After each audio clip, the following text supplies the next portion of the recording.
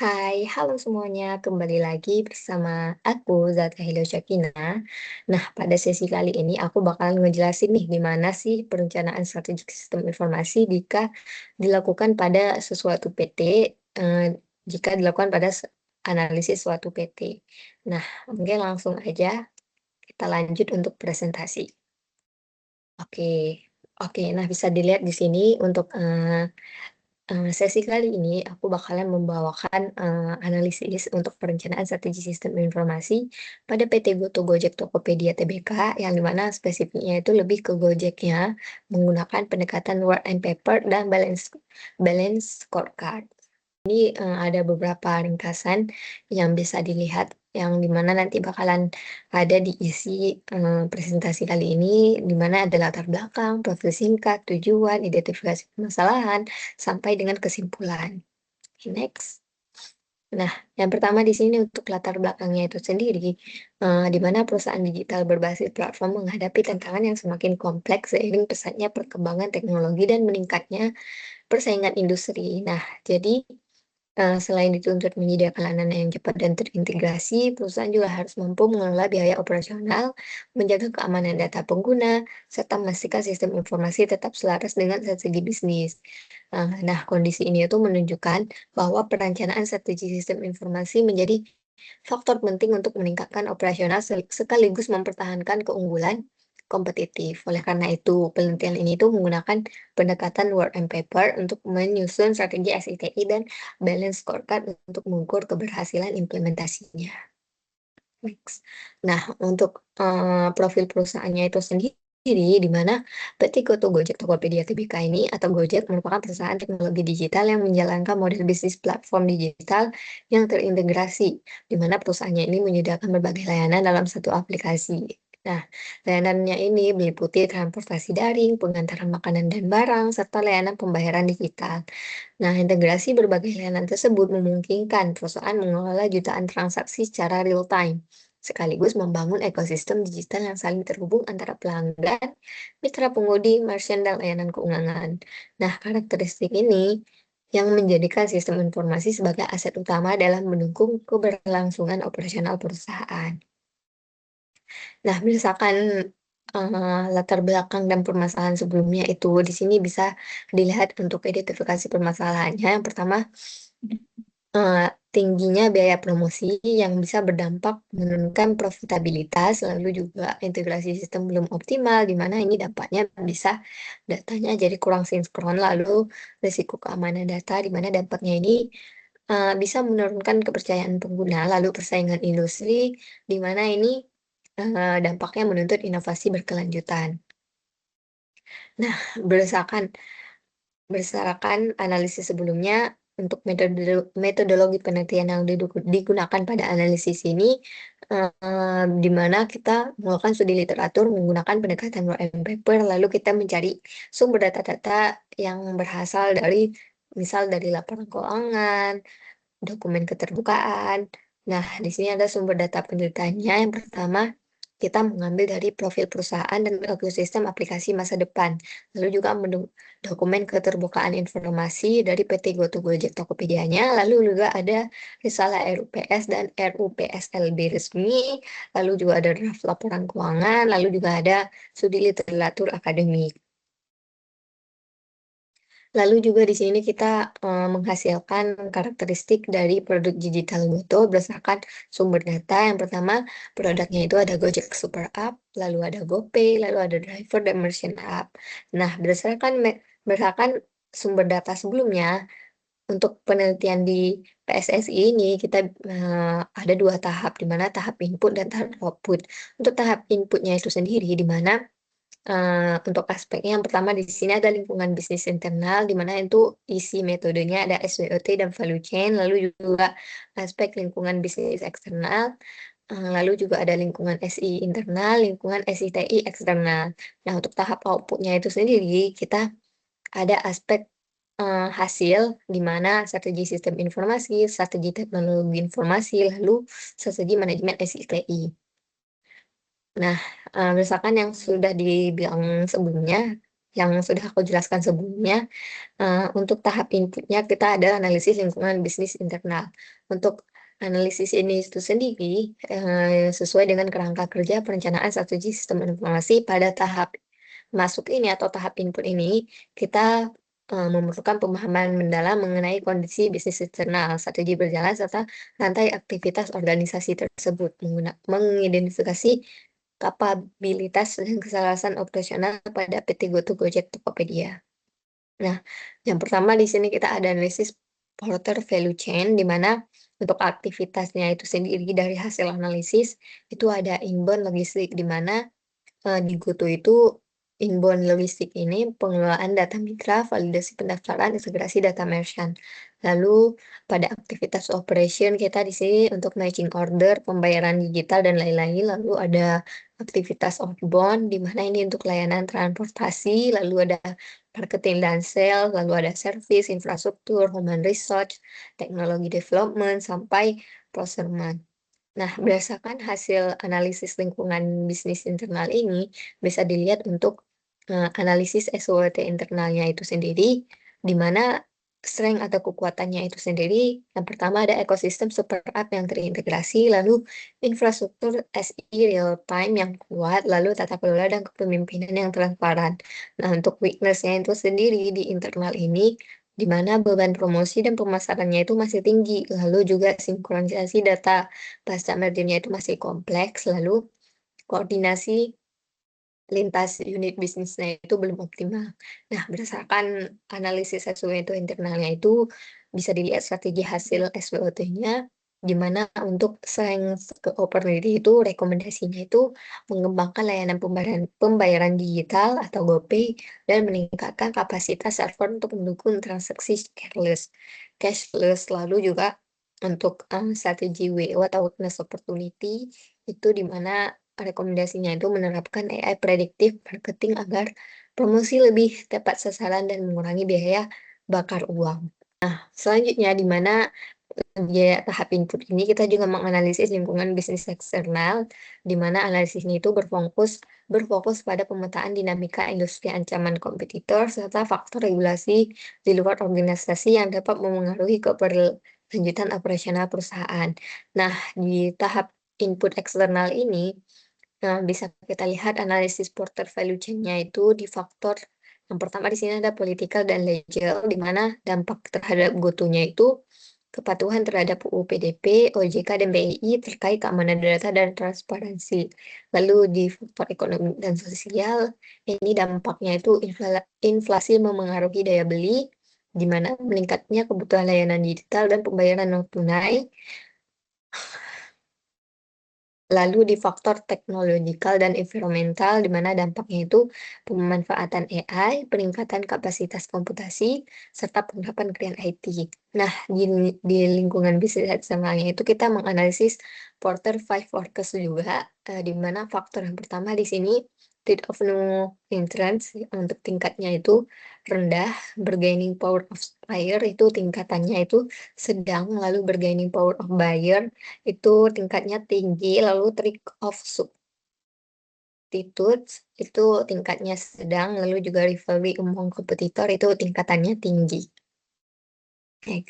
Nah, di analisis lingkungan bisnis eksternal ini juga kita bisa melihat analisis SWOT eksternalnya itu untuk opportunities-nya itu pertumbuhan adopsi transaksi non tunai itu nasional, lalu otorisasi dana share buyback hasil RUPSLB 2026.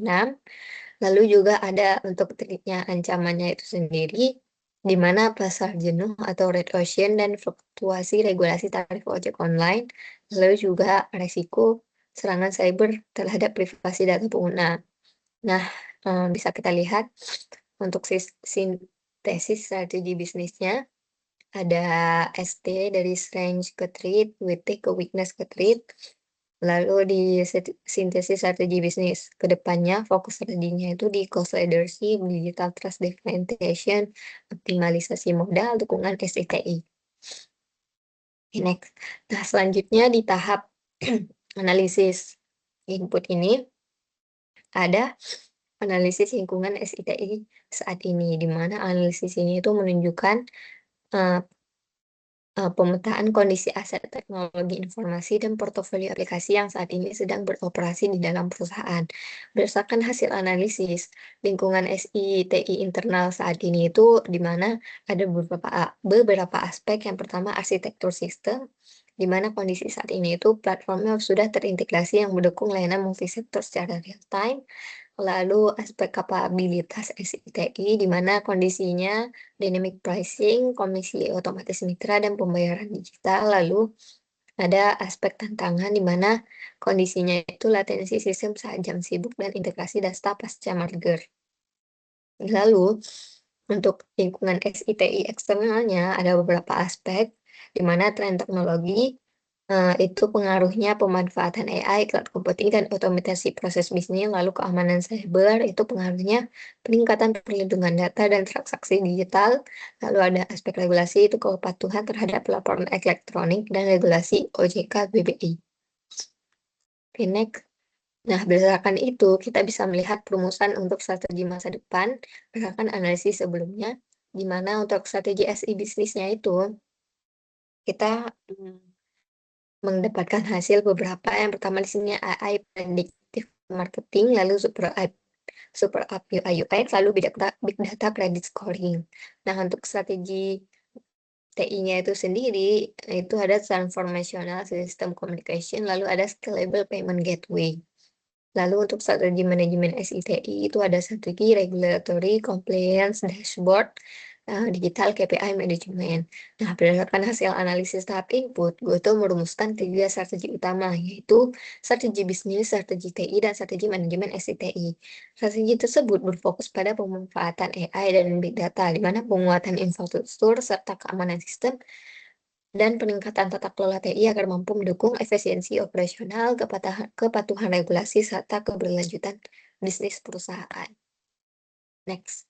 Nah, berdasarkan itu, uh, di dianaliskan di an- nah, berdasarkan itu dianalisiskan lagi untuk materi portofolio aplikasi masa depannya itu atau McFarland Strategic Grid-nya itu.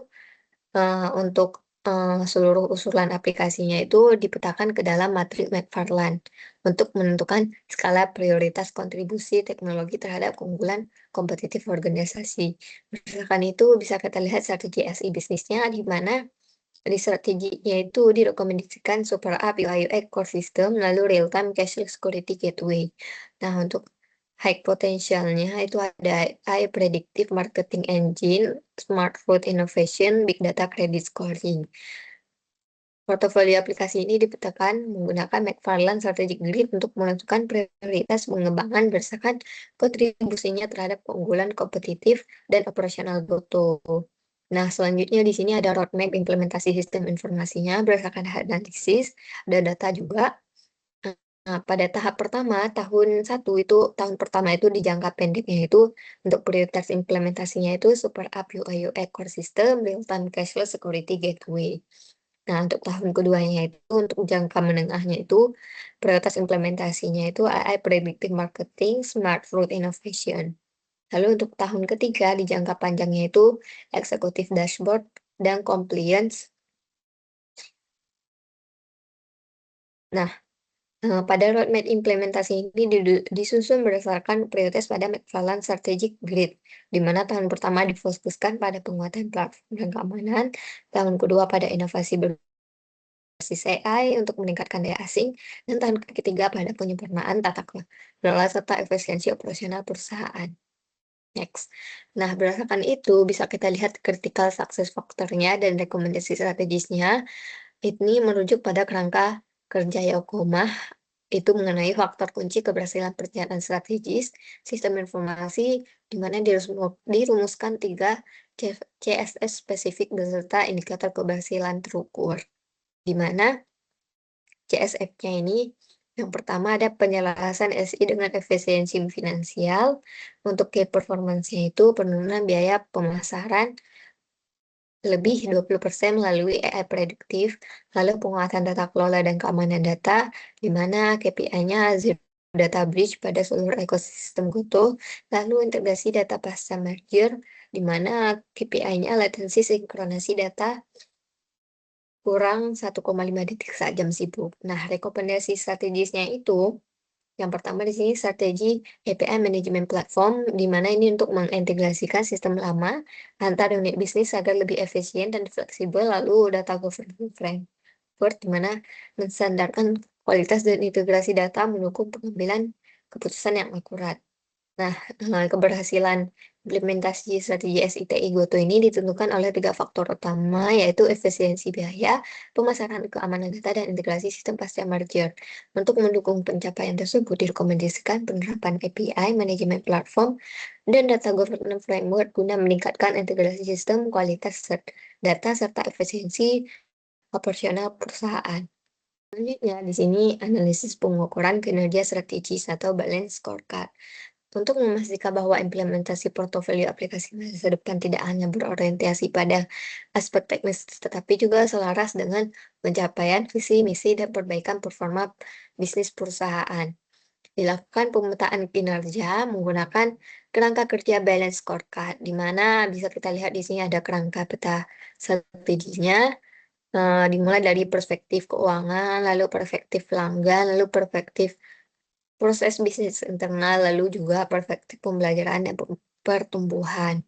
Nah, pada balance scorecard ini bisa dilihat menunjukkan bahwa peningkatan kompetensi SDM dan tata kelola data menjadi fondasi untuk memperkuat proses bisnis internal, meningkatkan kepuasan pelanggan, dan pada akhirnya menghasilkan efisiensi biaya serta peningkatan kinerja keuangan gitu, di mana seluruh target didukung oleh implementasi sistem informasi yang telah diusulkan. Nah, untuk berdasarkan analisis-analisis sebelumnya, di sini bisa kita lihat analisis kesenjangannya atau gap analisisnya. Ada beberapa dimensi. Yang pertama di sini ada bisnis dan SI, di mana current state-nya itu promosi masih bersifat massal, lalu future state-nya itu promosi lebih personal dan tepat sasaran.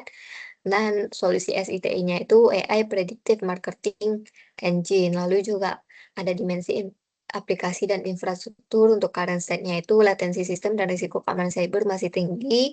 Lalu future state-nya itu sistem lebih cepat, stabil, dan aman. Di mana dijelaskan solusi SITI-nya, security gateway, dan API management. Lalu untuk dimensi yang ketiga itu data governance. Untuk current state-nya itu bisa kita lihat integrasi dan standarisasi data pasca merger belum optimal, lalu tata kelola data terintegrasi dan berkualitas. Nah, selanjutnya di sini ada manajemen risikonya. Berdasarkan itu, manajemen risiko difokuskan pada 3 aspek utama, yaitu integrasi sistem, lalu kesiapan SDM, dan akurasi AI.